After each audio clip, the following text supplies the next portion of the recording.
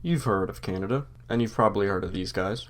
But what do they have in common other than praising Yaroslav Hunka? In October of 1943, Canada would get a few visitors on the coast of Newfoundland. The Nazi U-boat had been dispatched and made a month-long trip to the coast, all for the very important mission of installing weather equipment. Now, this sounds lame, but it was actually quite vital at the time, as weather systems typically moved from west to east in the northern hemisphere, and the Allies were not exactly going to share this information with the Germans to let them know when to launch their bomber. To avoid discovery, the Germans got a little tricky. American cigarettes were placed around the station, and Canadian meteor service was labeled on one of the canisters. The U-boat crew then left after about a day of setting up equipment and managed to later go on to all die about a year later when the U-boat was sunk near Indonesia by a fish.